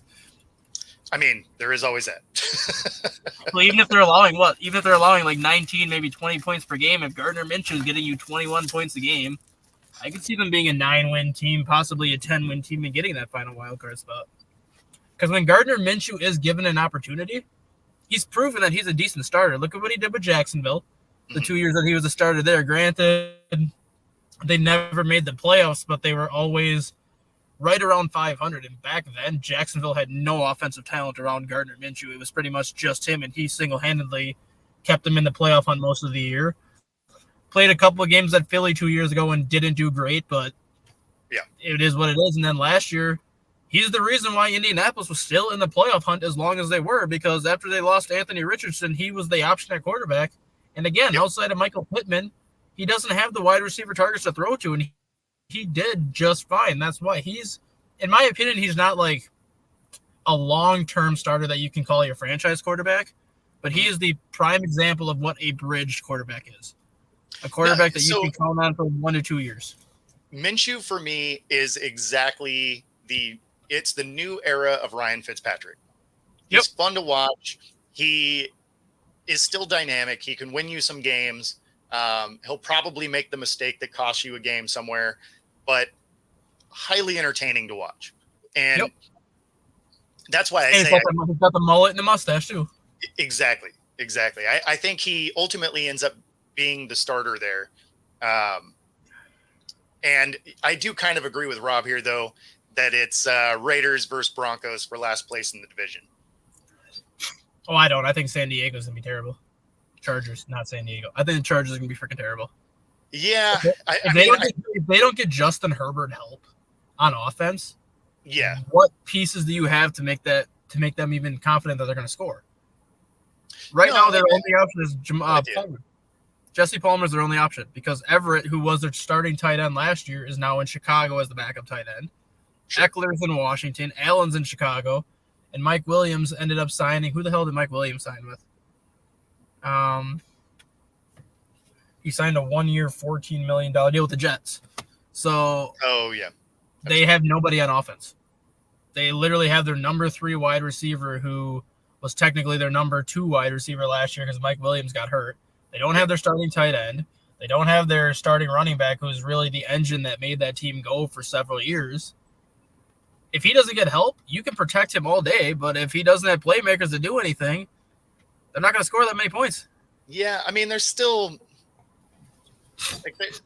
obviously they still have draft picks to go, but I mean, there's also still guys that are free agents that they can look at. I agree the Chargers aren't going to be a great team. I just think that really outside of KC, none of that division is great. Now, the Raiders are probably the biggest wild card for me as far as what their ceiling could be and what their floor probably is. I feel like they have the widest range of how that team could perform.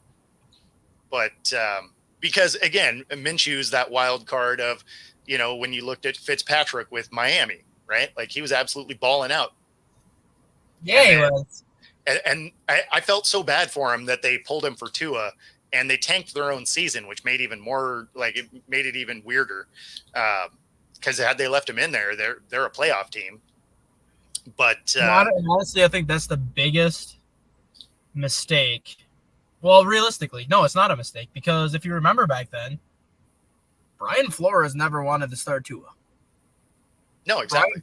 Brian Flores made it perfectly clear that when that because of his injury, he wanted Tua to sit that first year to make sure he was 100% healthy.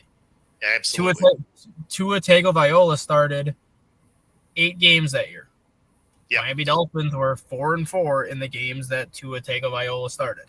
Exactly. They were 6-2 when Ryan Fitzpatrick started, and they missed the playoffs by 1 game. Exactly.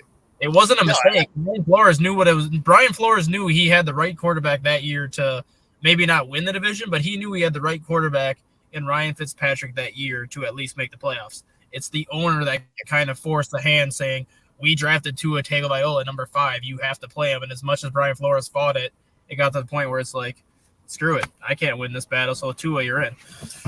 Yep. Yeah, which was a huge mistake. Because, I mean, Fitzpatrick was having one of the best, best years of his career. He was in the MVP conversation through week 7. Exactly. I think he had like 19 touchdowns and 4 interceptions through the first 7 games. Yeah, no, exactly. It was so weird when they're like, oh, yeah, we're starting Tua. And you're like, why? Why? You're 6-2 and you're in the number 2 seed in the AFC. Why? Yeah, exactly. Why would you blow this up? This makes no sense. Yeah. And I feel like that's the upside of Minshew, right? Like that is the ceiling of what you can expect out of him. So if he has that type of run, then I agree with you. Yeah. I mean, they could be a playoff team. But at the same time, it can also be one of Fitzpatrick's, Washington years where you're just like, oh, yeah, well, that's too bad. So, you never really know what it is it's going to be. And that's why I think that the range that the Raiders could be is very wide. I think at the high end, they're a wild card team. And at the low end, they are, selecting in the top 10 of the draft. I'm with you on the wild card thing. I don't see a scenario where the only scenario where I see anybody outside of the Chiefs wins that division if Patrick Mahomes is done for the year. Yeah, that is literally the only scenario. Yeah, even if he misses 7 games, if he plays those other 10 games and they go 8-2 in the 10 games that he plays, Carson Wentz is the backup in Kansas City now. Yeah. He can easily win 2 or 3 of the 6 games that Patrick Mahomes misses. So if you go 8-2 with Patrick Mahomes and 3-4 with Carson Wentz, you're still an 11-6 football team, and you're probably winning that division. Exactly. So even if you need Mahomes to be gone the entire year for I think anybody at this point to have a shot in that division, but I just don't see the Raiders' floor as low as you do. I think at worst they're kind of in the same spot that they were last year, like that 7-10, 8-9 type of season, and then at the best, I see them going 10-7.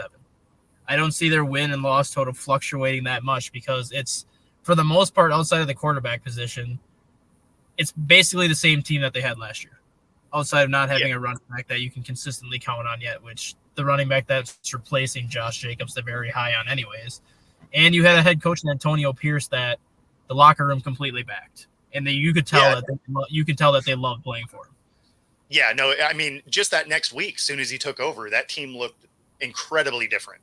Yeah, right? Like they were all about it. So, which awesome for him.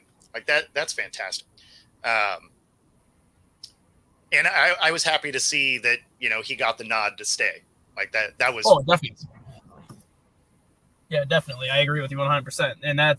And that was kind of what I was laughing about when the Raiders were going through the whole head coaching search. I'm like, why are you doing a search? You already fucked it up the first time by letting Rick Bisaccia go when you never should have let Rick Bisaccia go. I'm still trying to figure out why they let him go when he single-handedly turned that team around and got him into the playoffs.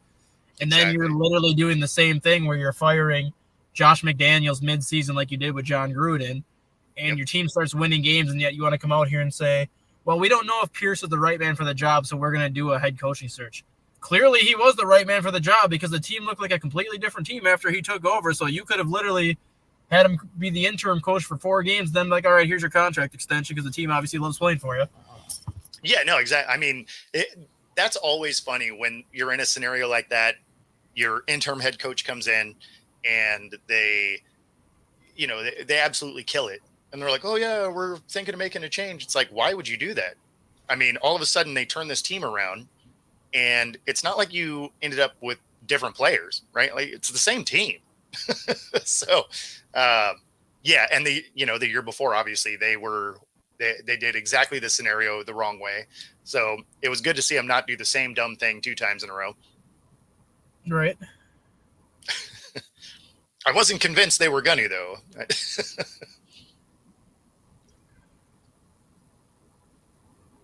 I mean, I wouldn't put anything past the Raiders because we've seen, how smart the Raiders can be sometimes. No, exactly. It all started with Jamarcus Russell, and then it went to Henry Ruggs. So, hey. Yeah, man. There was that. So do you think Rashee Rice actually plays this year?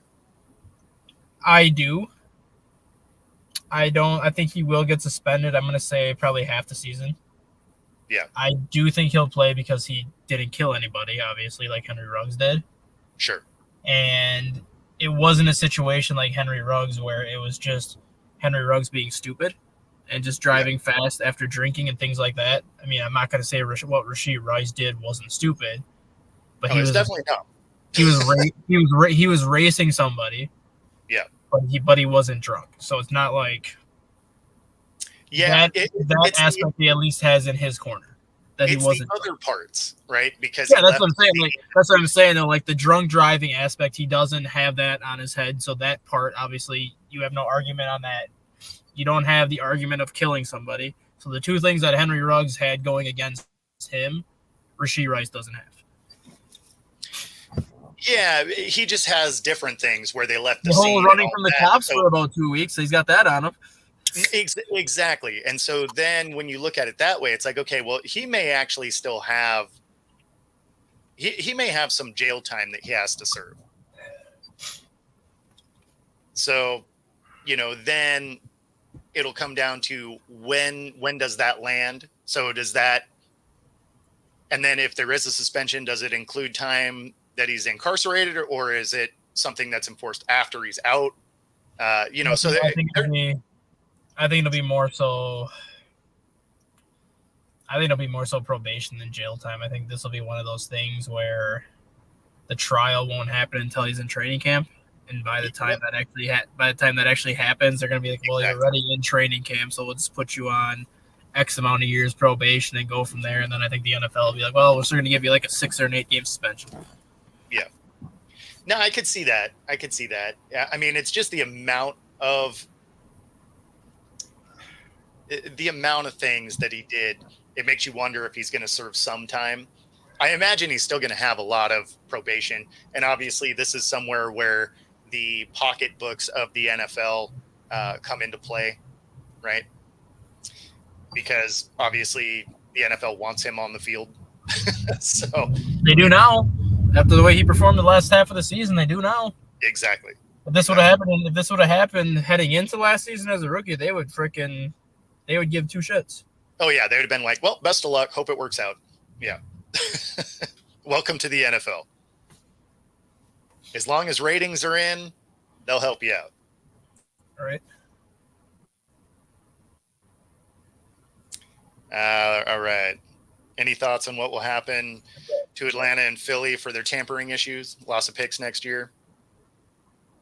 Honestly, I mean, probably Philly. I don't see getting in trouble. Yeah. Atlanta is the one that I honestly thought Atlanta was going to lose their first round pick this year. I thought that pick was going to end up going to Minnesota, and that would have put Minnesota at 8, 11, and 23. I thought Atlanta was going to lose that pick.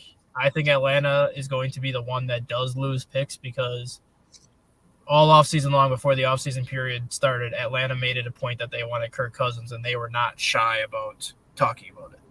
Versus you didn't really ever hear Saquon Barkley mentioned to Philadelphia at all until the free agent process started. Maybe they did talk, but you didn't really have like that open dialogue like Atlanta pretty much the entire – even during the season last year, you heard Atlanta basically say, oh, we're going after Kirk Cousins if he's a free agent. Like Atlanta made it perfectly clear going back to last season that's who they wanted. So they kind of like any kind of tampering, you kind of look at that and be like, you brought it on yourselves because you made it publicly known for a year that you were going to go after him if he was a free agent. So you kind of brought that on yourself versus Philly. Even if they did talk to Saquon, they kept it so close to the belt that you didn't even hear his name mentioned with Philly until after he signed. Yeah, I mean, there was rumors about it, the week before, and that was pretty much it. Yeah, no, Atlanta approached it a lot more like Miami did with Brady, where there was no disguise there, right? Like everybody knew what they were trying to do, and so I think the penalty will be very similar to what happened to Miami. Yeah. And if that's the case, Atlanta better hope to God that Kirk Cousins stays healthy, because if you don't have first-round picks for a couple of years, your whole, we're only a quarterback away from a Super Bowl, well, that might go out the window real damn quick. Well, I mean, they got Penix now, right? So. Yeah, Penix, but who's going to have if you're going to be losing Drake London and some of these other pieces and can't fill them back up? Well, I mean, there's that. But, Atlanta seems like they are in their kind of win now window, right? So yeah, they're definitely in a win now window. Because I mean, they're a good enough team now with the way they're put together that they should win their division. Like, yeah, they will. They will, because depending on what the Buccaneers do to help Baker Mayfield, you can't really count them out yet because they won the division last year and they actually showed that they have a decent quarterback in Baker Mayfield. But Carolina's, we're not even going to talk about Carolina. Yeah, I mean, they're a dumpster fire. But no, I mean, the thing with Atlanta was the way their coaching staff was before, they forgot that Bijan Robinson existed on the roster. I don't foresee that being a thing coming into this year. I don't either.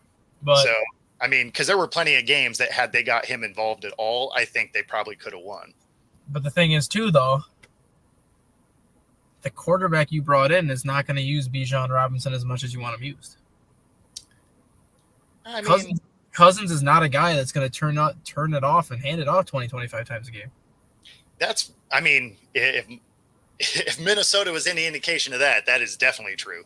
I mean, you had Dalvin Cook and Alexander Madison together. Yeah. And if those two had 20 carries combined between the two of them, that was considered a lot. Yeah.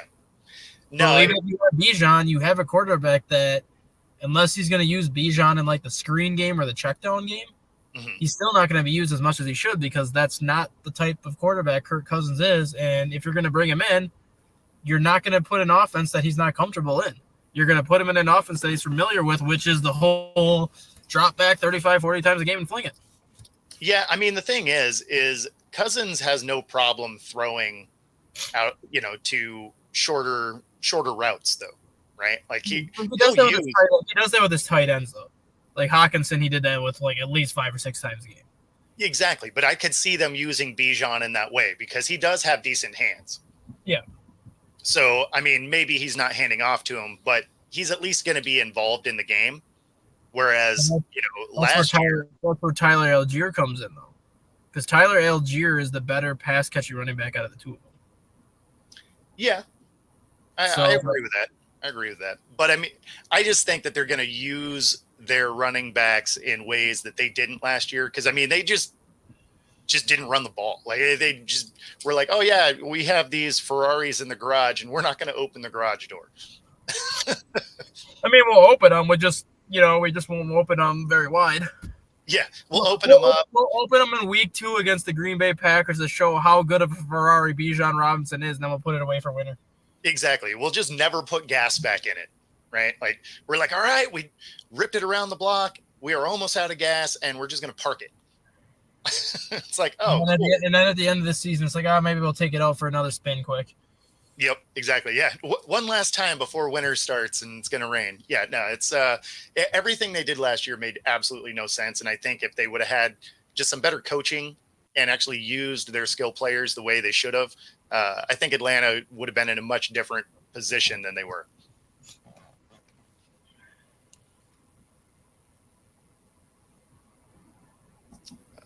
Now Arthur Smith gets to work with Justin Fields in Pittsburgh, so we'll see how that one goes. Yeah, I'm very curious how that's going to come together. Do you think Russ starts all year? You think Russ starts at all? Oh man, that's a tough one because I think Russell Wilson starts all year this year. Okay. But I also think Justin Fields will see snaps in every single game. Okay. So I'm trying to think of the team that I'm thinking of that did this. You think he's going to have like a Taysom Hill kind of role? Obviously, without catching passes, yeah. Because I do think Russell Wilson's going to start all year because despite what the numbers show, wins and losses in Denver, sure, he had a good year last year in Denver. He had 22 touchdowns and 6 interceptions. It's not like he played terrible. Okay, so here's the thing. I agree on a stat sheet that looks good, right? I won't dispute that at all.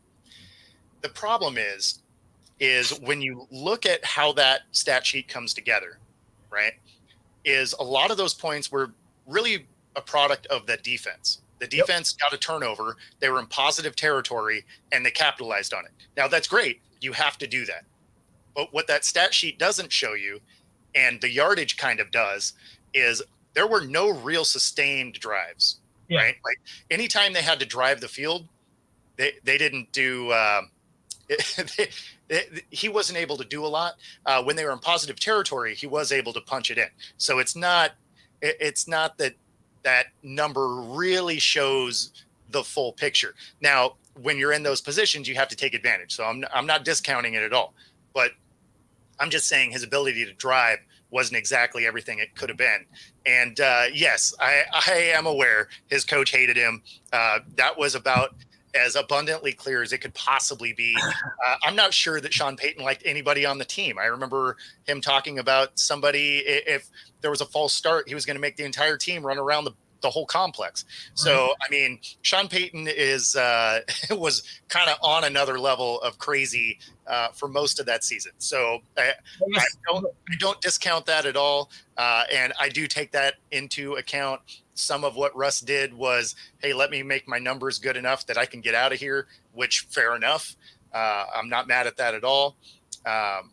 So that's the main reason too why I think Russ starts is because if he does, even if the drives aren't as sustained as they once were in Seattle, sure, when he does have the ball on the positive side of the field, chances are you're coming away with points, whether it's a field goal or whether it's a touchdown. And you look at Justin Fields.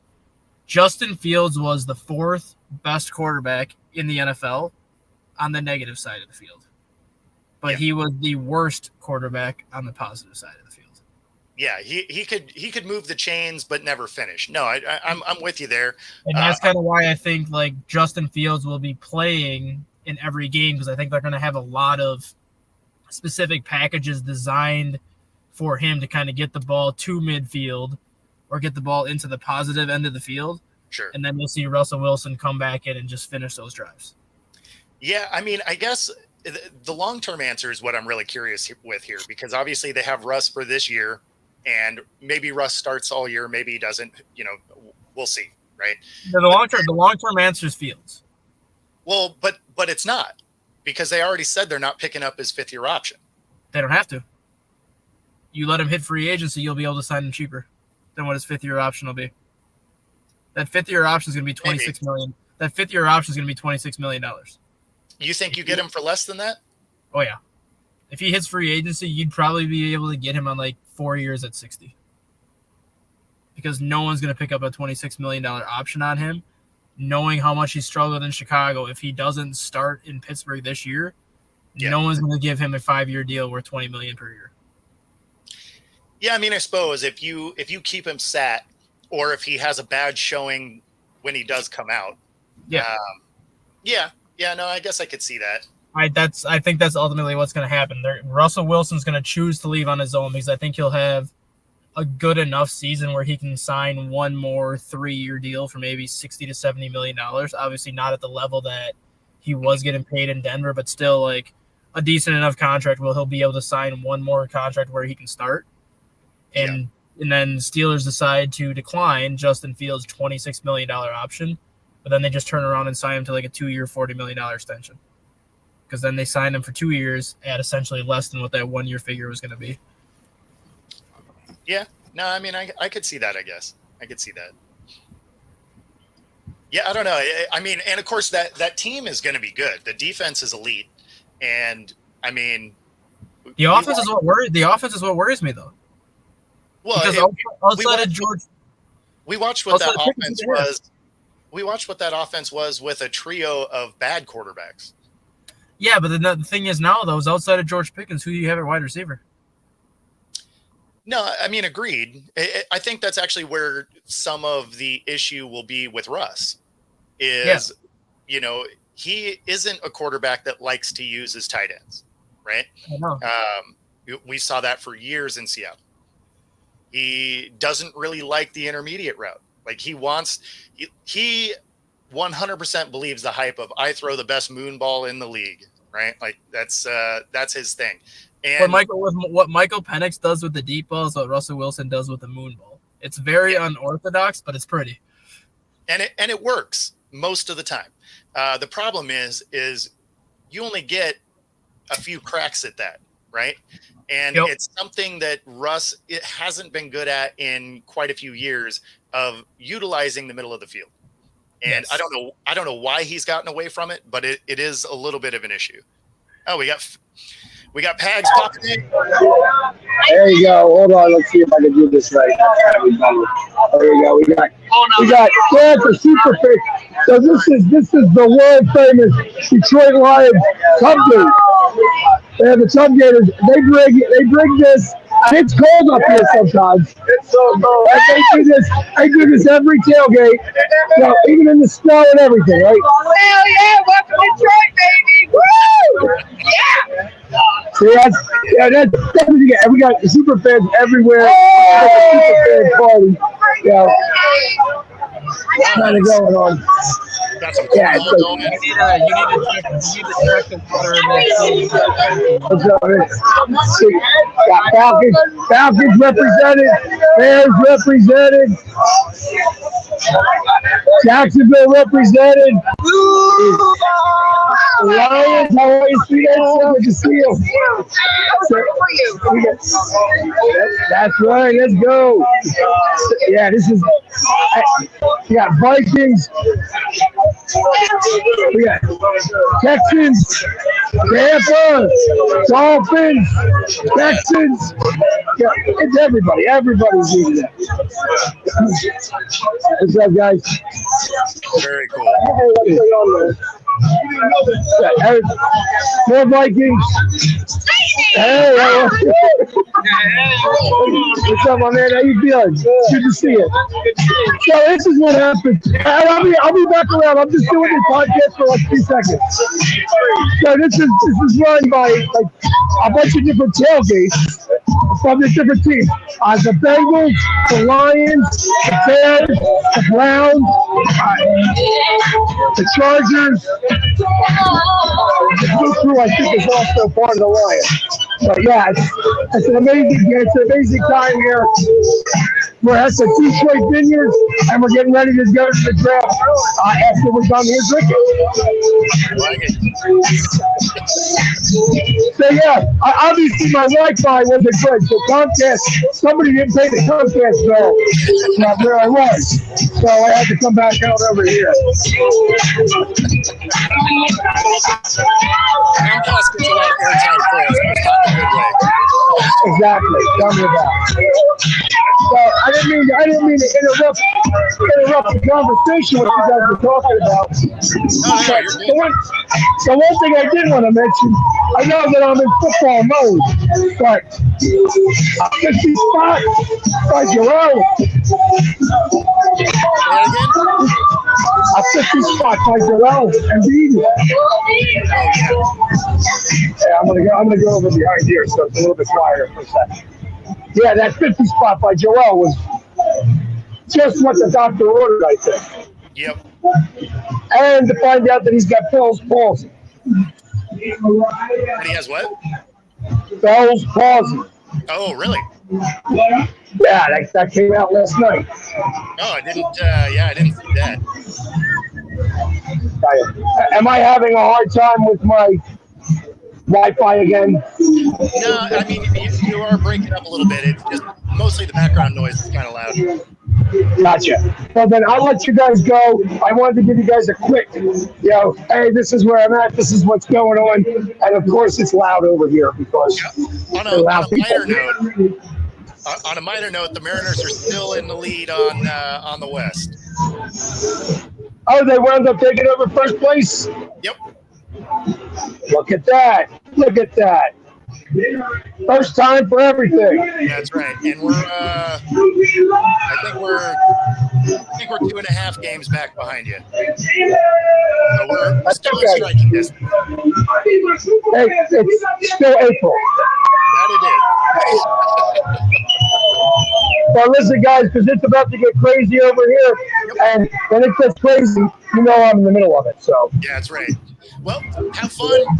Enjoy the rest of the draft, bro. I appreciate it, guys. And I'll talk to you guys on Monday. You know it. All right. He needs to check that hot tub or whatever that is to see if that was actually water in there or if that was just a steaming pile of vodka sitting in there. Those ladies look like they had about 6 too many already. I mean, it's late enough. It's fine. They've been drinking since yesterday. Yeah, they probably haven't stopped drinking either. Exactly. Can't get a hangover if you never come down, right? Oh man, I would not know that. So what's the plan on your end for the rest of the draft? Where are you watching? I mean, right now Minnesota's only got 1 pick left. They don't pick till round 5 because apparently trading up from 11 to 10 somehow costs you 3 picks, which I don't understand how that's going to cost 3 picks, but whatever. Wow. And then trading 23 to 17 costs you an additional 4 picks. So that's 7 picks that they lost just by moving up, which I get that you have to give something up to get something. Yep. But at the same time, they did not have to move 11 to 10. No, I think you could have got him had you stayed. My only thing is, and I think this is ultimately why Minnesota maybe did it.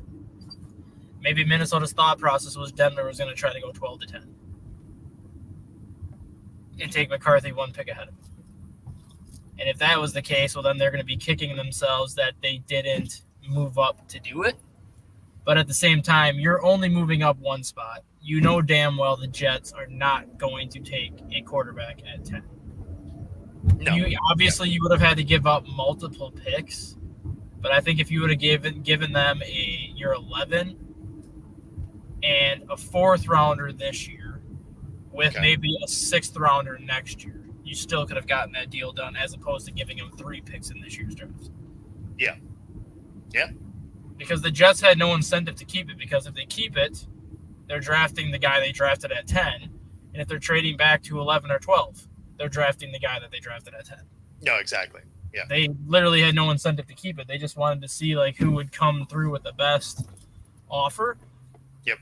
So at this point, I mean, once you get to round 5, it is what it is. It's more special teams players at that point anyways. But I guess what I'm looking for in Minnesota right now is I'm going to be curious to see if they can find a way to get at least a 3rd round pick. Whether that means giving up another pick next year's draft, whether that means possibly trading somebody off of your roster to essentially maybe get some picks this year, which not the ideal situation, but you still have options like Josh Metellus, who signed a 2-year extension. He's an option at safety. You have a couple depth pieces on your defensive line that are in the final year of your deal that if you trade them away, you could probably get a couple picks for them, even if they're mid-rounders. That still gives you 2 additional picks to play with this year. Yeah. Just that whole – you came into the draft with 9 picks, and you're essentially leaving with 3. Yeah. Yep. And two of them are first round picks, so you can't really complain about 2 of them, especially when you look at McCarthy. I mean, like we said, we don't know what McCarthy's going to be yet, so you can't really judge him on that. But from all accounts, Dallas Turner looks legit. So, I mean, if Dallas Turner ends up being like a Daniil Hunter 2.0, you feel very good with that pick. Absolutely. But then just the whole not picking again until the 5th round, that's what's ultimately, I think, going to hurt him the most, just because by that point, you're on special teams players. Now, if your last pick in the draft would be round 3, you can essentially still get a decent player at round 3, even if he's a role. Oh, of course. But now you don't have that option because you pretty much got rid of all your mid-round picks to do what you did. So I'm going to be curious to see if Minnesota even if it's 1 pick, they need to find a way to at least get back into round 3 to get at least one more piece that they can lean on as like a role piece or any sort of piece for that matter. They need to figure out how to get one more draft pick in this year's draft. And the other thing I'm going to be looking for is the Chicago Bears. After what they did in round 1 yesterday, knowing that the only 2 picks that they have is a 3rd rounder and a 4th rounder, they have 9 picks next year. Yeah. They can package 3 of those picks up and easily move into round 2. And then they're coming away with a pick in round 2, round 3, round 4 to give them 5 picks in this year's draft. Yep. And then they still have 6 picks next year. Well, and if they do get a 2nd round pick, then all of a sudden they can get, one of those interior offensive line pieces that they need. Or depending on where they move into the 2nd round, because if Kool-Aid McKinstry or Cooper DeJean fall a little bit further, even if the Bears are set at cornerback, even if the Bears are, for the most part, set at safety for the next 2 years, you can never have too many defensive backs in the NFL. And if they add a guy like Kool-Aid McKinstry or Cooper DeJean, Matt Eberflus will find a way to get those guys on the defense. He will find a way to have those guys on the field. Yeah, I mean, all of a sudden you just start running some nickel coverages, stuff like. I mean, you put talent on the field. Yeah. And I think those are the 2 things that I'm curious at. I'm also looking at teams like the Cowboys and Buffalo Bills, like teams that did not pick at all. Well, Cowboys picked in the 1st round. They got an offensive lineman. But like Buffalo Bills trading not once, but twice, knowing that they basically needed a wide receiver to replace both Gabe Davis and Stephon Diggs. Yeah. Is your plan to take that Adonai Mitchell from Texas with the number 1 pick in the 2nd round? And if you don't take a wide receiver with your number 1 pick in the 2nd round, what's your plan for this year? Because at this point, Josh Allen has nobody besides Dalton Kincaid and Dawson Knox. No, exactly. No, I'm definitely looking at what the Bills are going to do, because if they don't get somebody for Josh Allen to throw to, the window that we've said is almost all the way closed anyway is then hammered shut. Well, they always said that with Josh Allen, their biggest thing with Josh Allen was they always felt that he tried to do too much. Sure. He always tried to play hero ball. What the hell do you think he's going to do this year? Yeah, no, he has a lot of Brett Favre in him. Yeah, but like if you don't have Diggs or Davis, what the hell is Josh Allen going to do this year? You complain every year that he's doing too much. Yeah. He's not going to have a choice this year to do too much because he has nothing to do. Exactly. Yeah, he will be 100% of their offense if they can't figure something out. Like Dalton Kincaid is great. Dawson Knox is really good in the red zone. James Cook proved that he could be a good running back. Yep.